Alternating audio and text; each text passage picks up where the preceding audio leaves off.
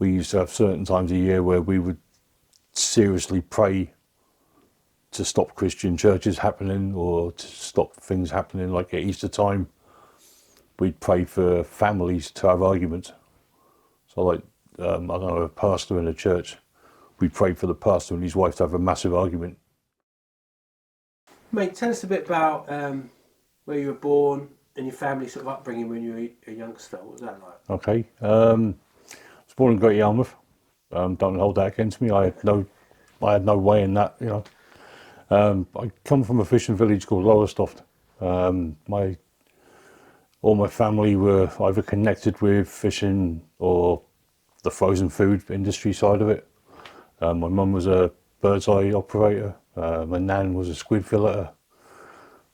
It's just all like, it's always been something to do with like fishing or that sort of stuff. I had a fairly normal childhood growing up to about the age of 10. Then my mum started going out with a guy who became my stepdad. My real dad was off and on. He'd turn up. He'd never actually lived with my mum as such, but he'd turn up for a couple of weeks at a time back in Lowestoft. Take me out for maybe a day, and then I wouldn't see him again for however long. Could be years in some cases. So didn't really have a relationship with Dad? No, not at all. I only found out I had a granddad, well, his dad, lived in the same town. I didn't know that until I was 12, because my dad's from Aberdeen, so I just assumed all my family lived up there. But his dad had moved down to Lowestoft because of the fishing. And I must have walked past his house hundreds of times and not knew. So didn't really have a lot of time with my dad. More my mum's side of the family. My family got evacuated in the war from Lowestoft to a place called Cresswell, which is literally 4 miles away from where we're sitting now. So I've got family now who live there. So this does kind of feel like home. It's kind of weird. My mum was born in Cresswell just after the war, so it does feel like I'm back home in a way. So what was home life like at home with your mum, like in that environment? Do you have a brother or sister with you? No, I've got brothers and sisters, but they're from my dad. Apparently I've got 2 younger brothers and an older sister. Oh, you don't know him? No, never. Well, I've met one of them. I met my youngest brother for a day, but I don't know anything about the others. Apparently he was very good at doing that. Meeting someone, getting them pregnant, and going on to the next one. What type of kid were you in that environment? Were you a quiet kid, you know, just look after yourself? Or? I didn't have many friends. I had a lot of mates. You know, I was always one of the guys at school who had like a few mates, but friends were different. I had probably a couple of friends that we'd do things with, because like childhood life kind of got a little bit weird. My stepdad brought a different element into stuff. He was a chronic drinker. Kind of made my mum go a little bit. She had mental health issues because of his drinking. It kind of affected her quite badly. She went to the doctors. Now we're talking probably mid-80s at this point, so it wasn't like it is nowadays with mental health issues. The doctor told her, I'm not going to put you on tablets. There's a thing called Satanism wine, which is 14% wine, but it's got vitamins and minerals in it. If you feel a bit down, have a glass of that. But because the doctor told her that, she was up to 2 bottles a day fairly soon. And then became an alcoholic because it's, like I say, it was proper wine.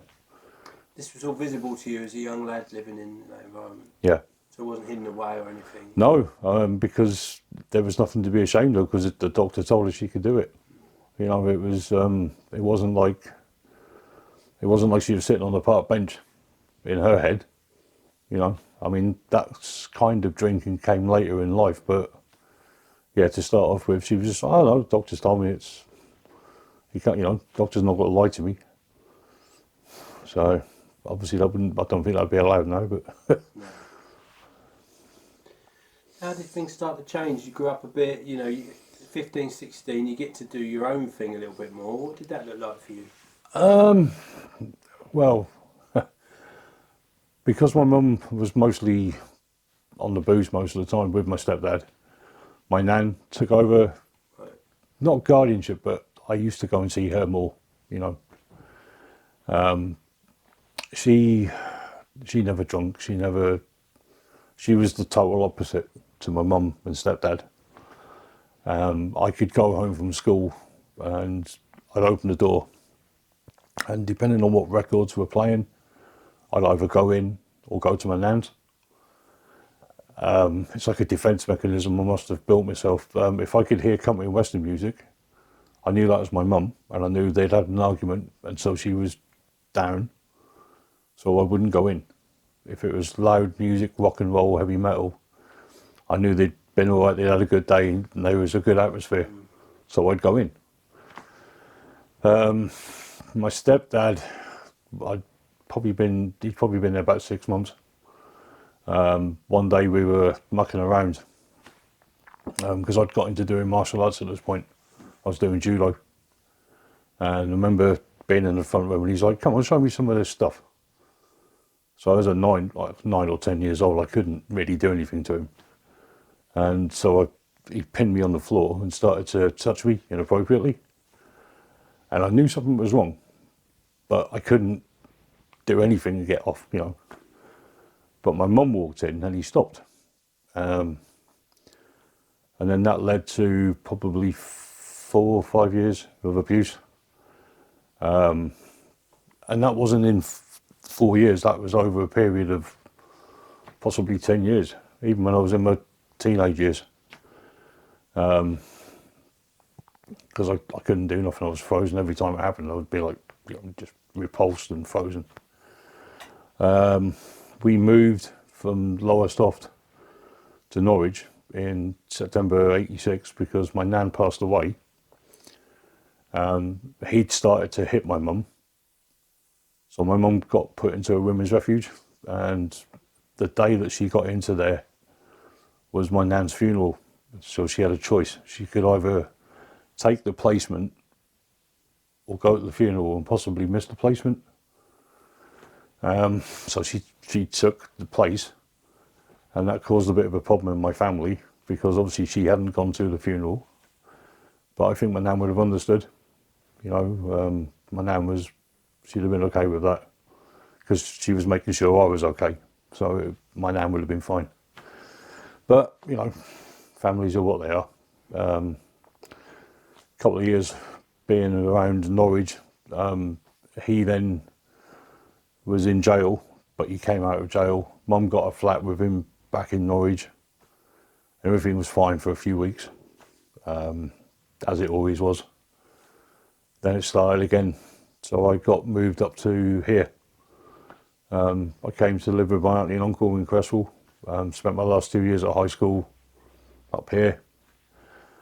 Didn't really work out that well in school because I had undiagnosed dyslexia, which I only found out about 5 years ago, or 6 years ago now. Plus being a foreigner, as they call it, because I wasn't from around here, with a silly Norfolk accent, and sort of got called company bumpkin and all this sort of stuff. But I developed quite well in my martial arts at this point, so I used to use it. If they attacked me, it wasn't good for them, and I wasn't happy with that. I used to hate it, but it's like I guess sometimes it got too much, and I would end up hurting somebody, not maliciously. I'd just do it, and that kind of then became a pattern. I lost all feeling. I didn't have any. I didn't have remorse because I didn't feel anything in the first place.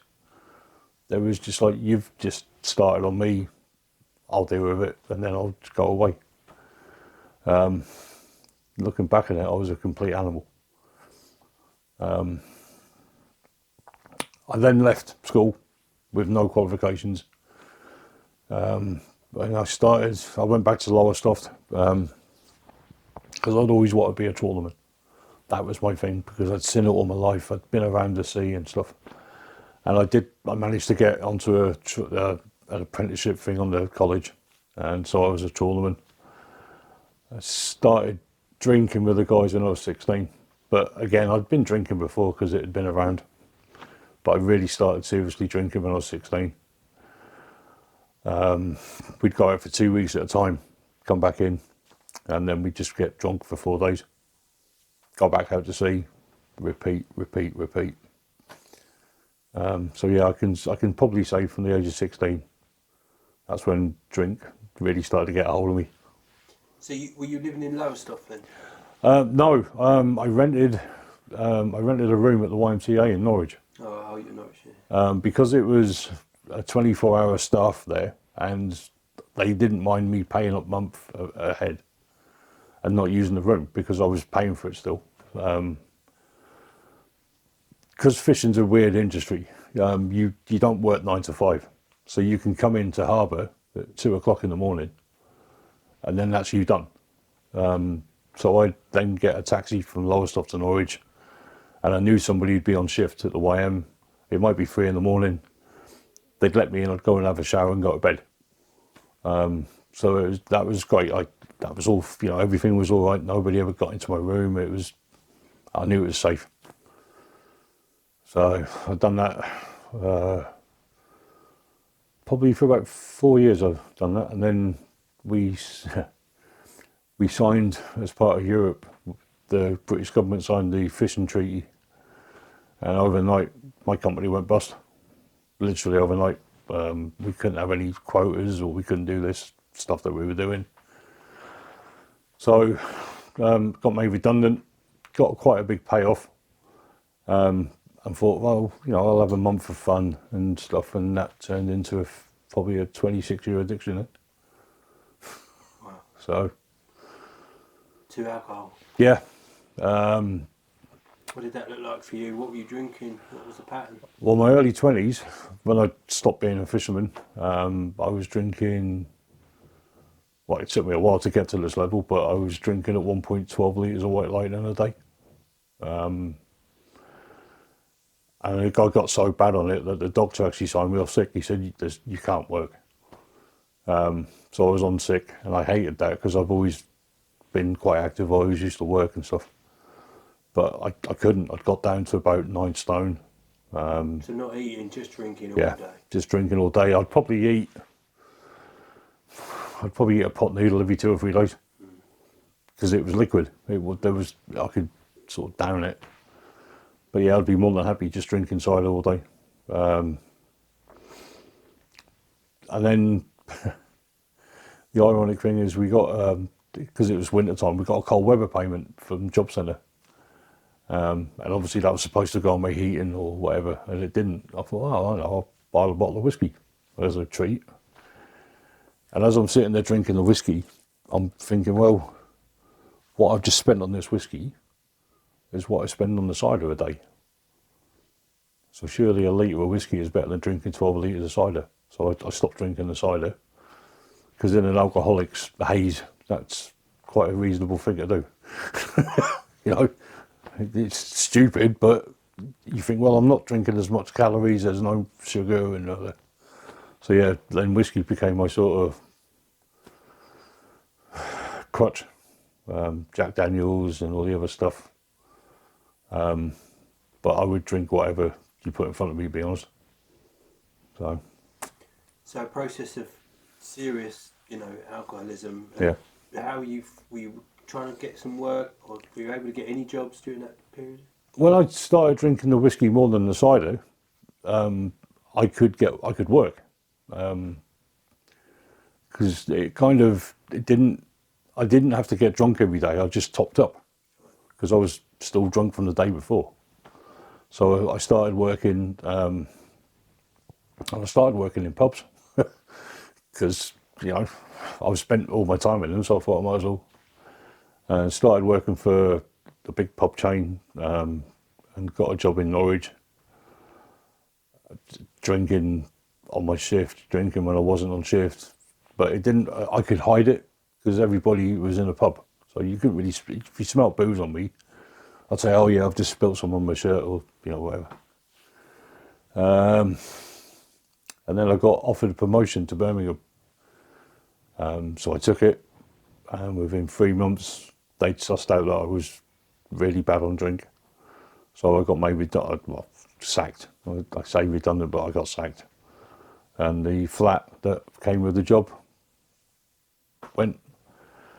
So I was technically homeless in Birmingham. Because I didn't have any connection to Birmingham, they wouldn't help me. So they told me about this place called Battelle. And it was like, okay, I'll give it a try. The support worker that I'd been appointed to me told me about Battelle. And they took me there and then. They took me that day. And I spent probably 4 months there. Got dry, because it's a completely dry house. Got some weight back on me. I felt all right. I heard the gospel every day. Didn't really care. Just sort of like it was part of me being there. Well, in that environment, you can learn to just sort of almost parrot what you're being Oh told, yeah. and give the illusion of change. Yeah. Yeah, I mean, like, when to raise your hands. When to say amen. But it hadn't changed your heart. No, not at all. Hadn't reached my heart, hadn't got through. Because I had a lot of, I like to use what Shrek says, I had a lot of onion layers. I had a lot of anger. There was a lot of bitterness. Everybody done everything wrong. It was never my fault. I got abused. It wasn't my fault. It wasn't my fault, but, I'd done things because I'd got abused. So it wasn't my fault. I'm only acting out because something had happened to me. Yeah. If you want to blame somebody, blame him, but really it was me. Right. And I'd done Battelle, like I said, I'd done about 4 months, and totally honest, I used it because it was winter. I didn't want to sleep under a bus shelter, so it got to springtime, and I left. I got friendly with a guy who was in Battelle with me, and he'd gone a week before and left me his phone number. Said, if you do leave, I've got a spare bed. So I took him up on the offer. I left at 8:30 in the morning, and by 9 o'clock, I'd been round his and had a can of beer. From 4 months completely sober. Wow. So obviously that was it. Gateway was back open. 2 weeks later, I realised I'm probably going to kill myself doing this. So I phoned up Battelle again, and they let me in again, this time for about 5 months. And I think God was starting to work on me. But again, I still had too many barriers. I wouldn't let people hug me, pray for me. No, you ain't going to pray for me, because that means you're going to have to touch me, and I don't want a man touching me. And all this sort of stuff that was going through my head that, if a man came too close, I'd be like, what are you doing? So I left and started working for another pub chain.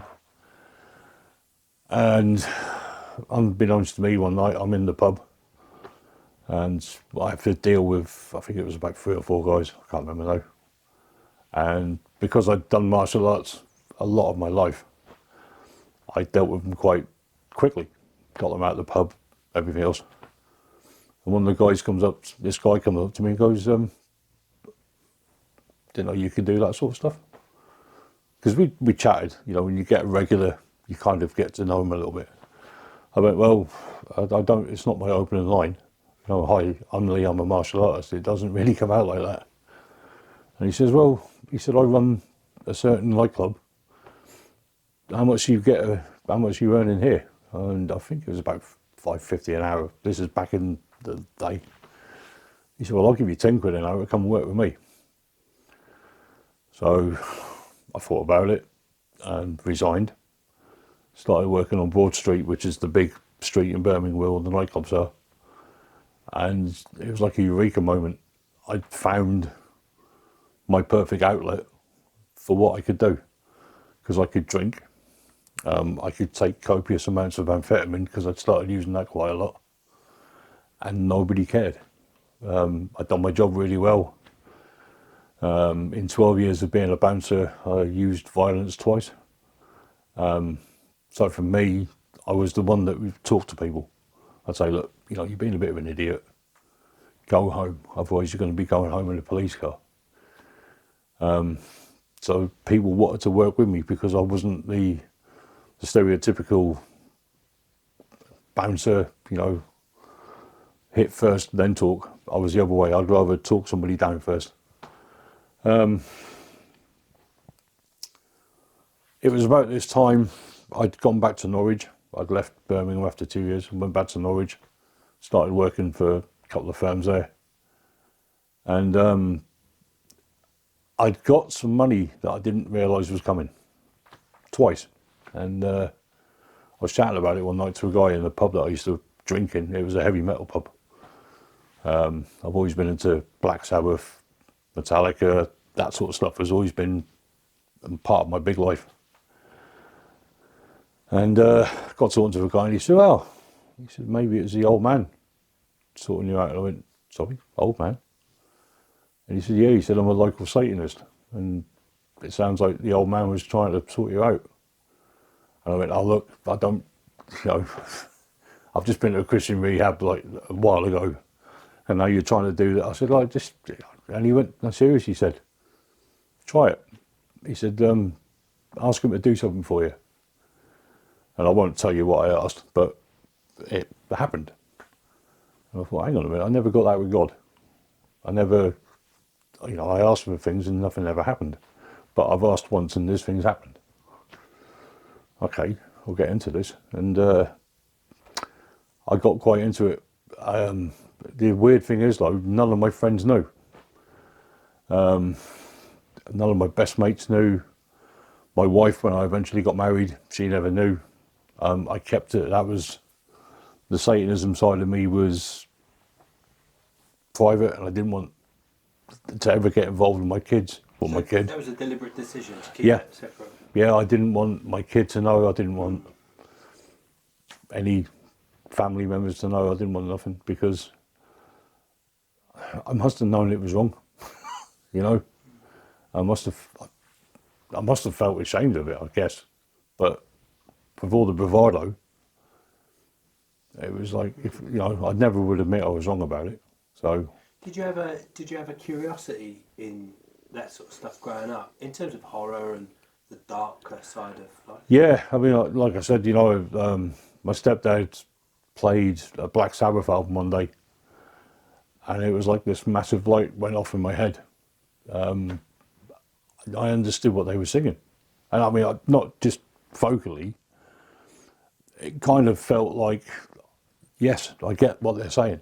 Well, it's like a message. Yeah. You almost, you know, Yeah, I kind of, it was like a eureka moment, I guess. So I got into quite heavy stuff towards the end of it. I got into Norwegian death metal and, like I say, Black Sabbath, Metallica, Iron Maiden, all this stuff that they say they're not into Satanism, but if you delve deeper and stuff, most of them are. sort of inroads. Yeah, and being an 80s kid, we got Dungeons and Dragons, so I played that quite a lot. The one thing I've never done, and I don't know why I never done it, was an Ouija board. I knew there was something a bit weird about them, but I used to do everything else. You know, I used to dress up and... There's lots of ritual within Satanism. Yeah. What's it sort of, what does it look like? It's a bit... When you start off, you have to make a commitment. The only way I can describe it is a little bit like doing a Christian baptism. But you don't do a baptism, but you do there's a commitment ceremony. And like I say, I took it to it like a duck to water. Everything that they was telling me I would get happened. we used to have certain times a year where we would seriously pray to stop Christian churches happening or to stop things happening. Like at Easter time, we'd pray for families to have arguments. So like, I don't know, a pastor in a church, we'd pray for the pastor and his wife to have a massive argument. So actively praying for sort of division, Yeah. chaos, Yeah.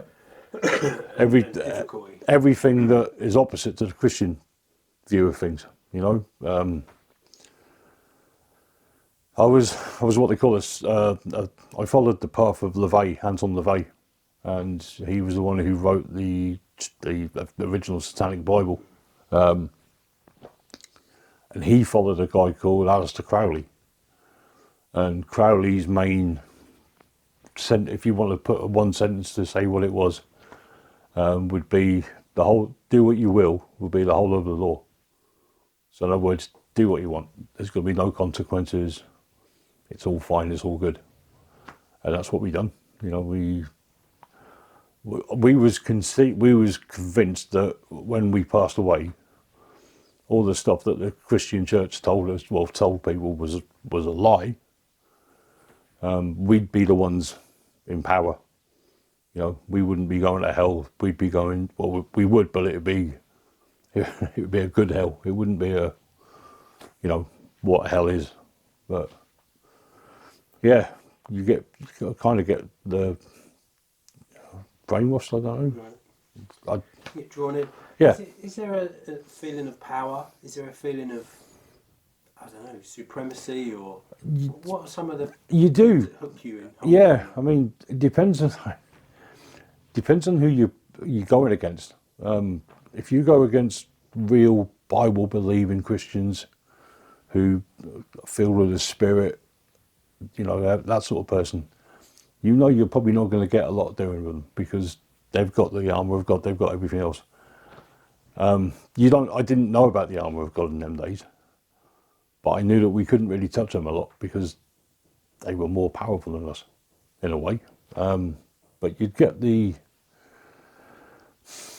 how do I put this? The lesser, more active churches, you could easily divide them. You know, you could easily say things or do things, or we'd have guys infiltrate. We'd have couples who would get interested, but they wouldn't really. They'd just go into a church and, for example, I can remember one in Norfolk. We had a couple, and the woman actively slept with two of the church members. That caused a big problem. So sort of a deliberate turn up and try and cause Yeah. that division and temptation and disruption. You know, Yeah, definitely, 100%. breaking homes and families. Yeah. Were you just a man at war in your heart at that point? I mean, what? I saw it as a mission. Right, so it's a mission. Yeah, I saw it as a mission. I saw that. I mean, I'm laughing. It's. I think now looking back on it, it's not as funny as what happened. But I'm walking through Norwich City Centre, and I've got probably an Iron Maiden T-shirt on. I don't know. Probably my bike vest because I was part of a bike club as well in them days. And I see these two ladies walking towards me, and I knew they were Christians. You know, I just knew it. And they've kind of, "Can we tell you about the Lord?" And I kind of went, "You're talking to the wrong person." And they were like, "Oh, no, no." I went, I showed them a tattoo. I've got easier to show you, try and explain. I've got a... Bit higher. So I just showed them that and said, "I'm on the other side." And their faces changed. It was just like, "Oh, okay." And I went, "Don't ever stop me again." And I kind of walked away thinking, Yeah. that was one, you know. But It's interesting, and chatting with you, it's striking how organised Satanism is in terms of that kind of strategy of prayer. And you see, people, now I know, as a Christian now, I know he's a defeated foe and everything that we've done really wasn't going to do any good. But when you're in it and you believe it, and you believe that when you die you will be sitting in a circle with him or this sort of stuff, you kind of feel it does empower you. You know, it kind of made you feel like you were 9 feet tall, sort of thing. You know, like because I won't go into names and stuff, but obviously there's a lot of higher ranking members of the public who are actively Satanists. You know, the old thing about selling your soul to do things. That's not as far off as, you know, there are things that people have done or promised to get something back, and they've done it, and it's happened. But there's all different types of Satanism, but people nowadays, oh, you know, there's white witches, there's black witches, there's just witches. There's no real, I don't believe that a white witch is a good witch. I think if you say you're a witch, you're a witch. It's, we used to have our group, you know, we'd have pagans and we'd have this, that and the other, and really they're all just, it's all one. But So what, did you start to feel you were being drawn away from that, or what changed for you with that? I was quite happy doing what I was doing. I'd got married late on in life. At 41 I got married. Like I said earlier, my wife didn't know anything about it. Every time I went out for a meeting, I'd go and I'd be doing something else or whatever. I never told my daughter, she wasn't my wife's child, it's a separate thing, but never told her anything. But my drinking was getting quite bad. I mean, I was drinking a lot more than I usually did. And I'd started working at a hospital. I'd got an apprentice as a healthcare assistant. And I remember phoning my daughter up one day to wish her happy birthday. And she was like, that was yesterday. I went, don't be silly. I know when your birthday is. I was there when you were born. No, Dad, it was yesterday. And I blacked out. I'd had an alcoholic blackout and just lost one day. And I kind of felt like I got a slap. Hurting myself was fine. You know, if I drunk whatever I drunk and I got ill and eventually would get probably liver cancer or something, that was on me because it's what I wanted to do. Hurting my daughter, that wasn't on. So me and my wife at that point had split up, and my whole world had just started to crumble around me. And the only thing I could think of, this is where it gets kind of weird. Not that my story isn't weird anyway, but my ex-wife's best friend from Norfolk had moved to Chesterfield 20 odd years before. And one of the family members in Cresswell, my part of the family, had passed away. So I was coming up for a funeral, and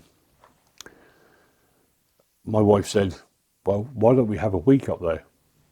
We can stay with my friend. We can go to the funeral and have a holiday, because we hadn't really had a holiday. So yeah, that sounds like an idea. Anyway, so we came up and went to the funeral, spent the rest of the week with her family, with her friend, sorry. And we walked through Chesterfield town centre.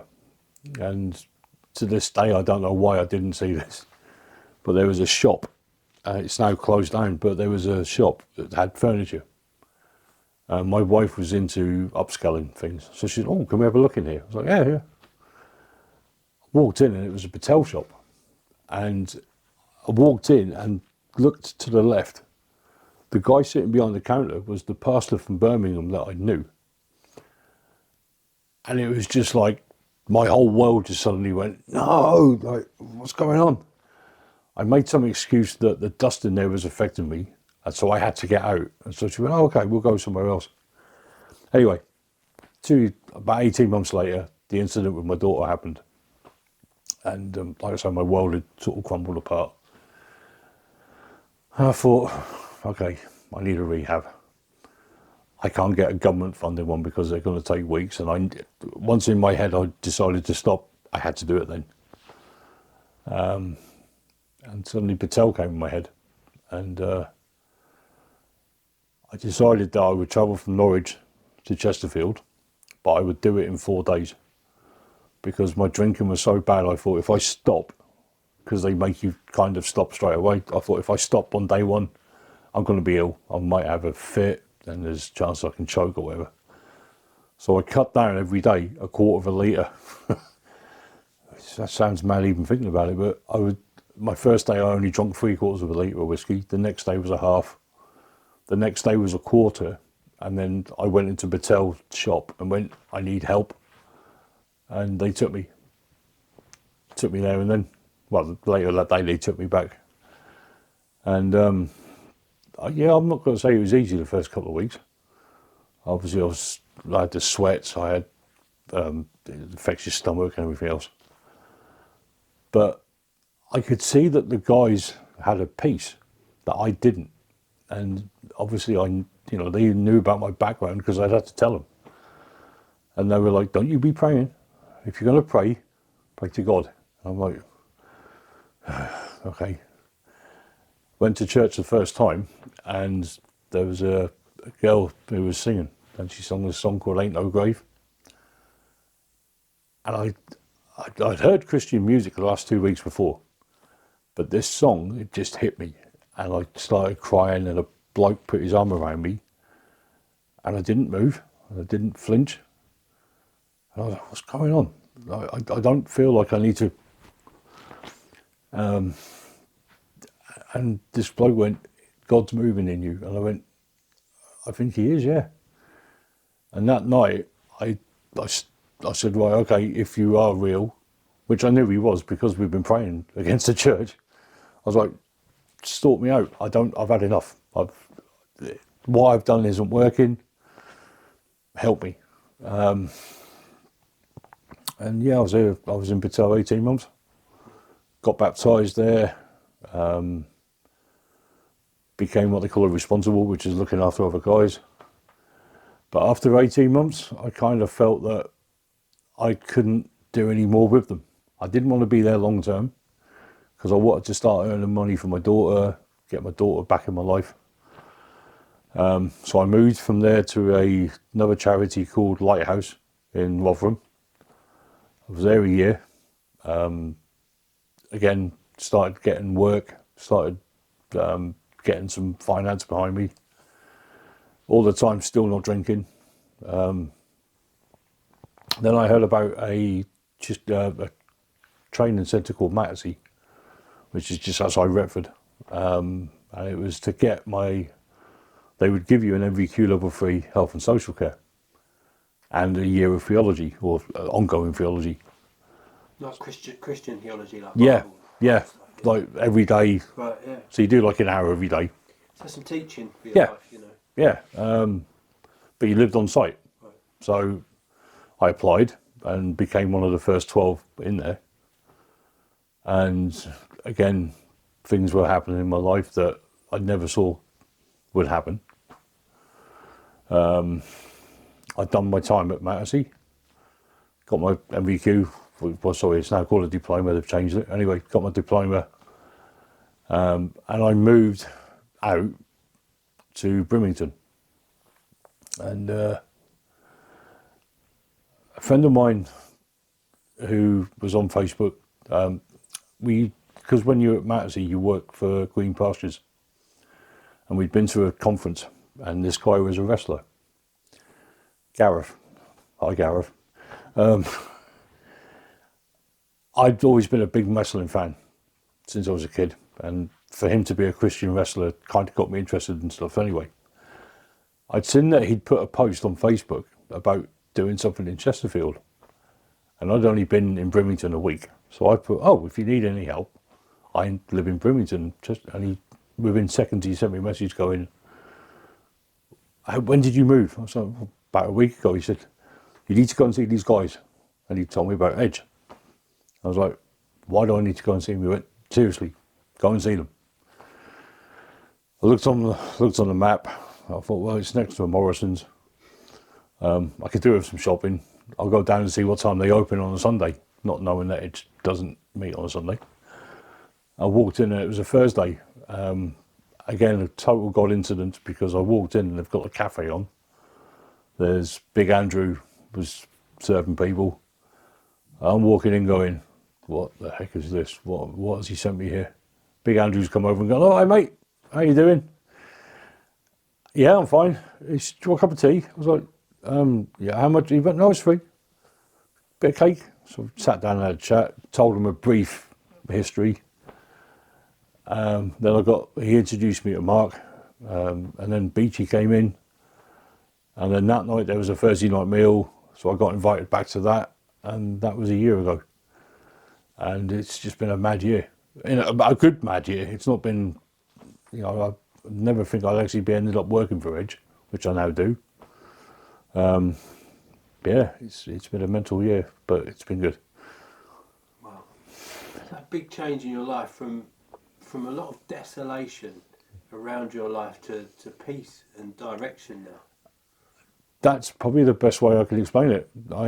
I've now got my own flat, because I've lived the last 5 years as a community person, which I needed, but then I also thought, well, I turned 50 last July and it was just like, right, it's now time for my own place.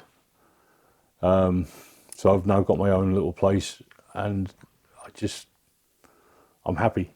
And for me to say that and mean it is a big thing. My family, who live 4 miles away, they all know I'm a Christian. In fact, Christmas Day, I went over for a Christmas meal, and on the way back, my cousin dropped me off back in, because she lives in Boythorpe, which is part of Chesterfield. She dropped me back home, and her son, who was 18, he said, I haven't told you yet. He said, I've become a Christian. And I went, sorry, what? How? He said, well, it's your fault, he said, because I saw God was working in your life and you haven't drunk.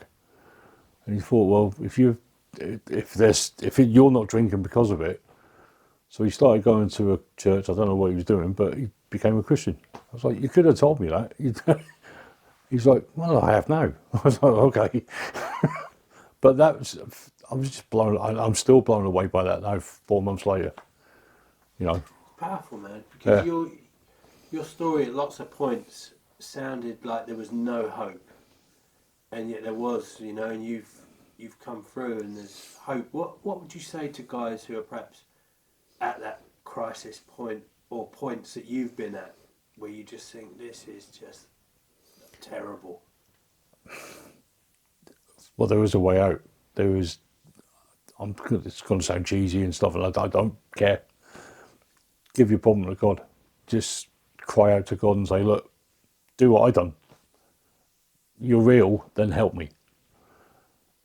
But expect to get help though. And when it turns up, don't push it away, because God's going, okay, you've asked me to help, have this.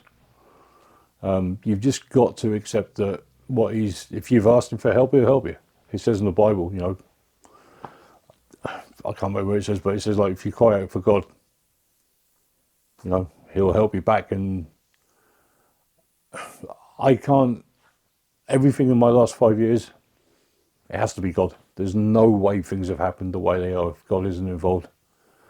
I technically should be probably on the liver transplant list, and I'm not. I haven't drunk in 5 years. I don't want to drink. I've got a family now in Edge. I've got a family that I can go and see, that they're not worried I'm going to turn up drunk. My daughter's coming up here for a week. Everything's just like, everything's starting to click. I'm seeing a girl in Edge. We've been seeing each other for 4 months now. Yeah, if you're at my point where I was, you'd have to get on your knees, I don't think. But if you want to get on your knees, do it. Ask for God. Just say help. You don't have to have a big theological prayer. You don't have to sit there and go, oh God, I'm this, that and the other. He knows what you are, because he knows you already. Just say help me, and then sit back and wait and see what happens.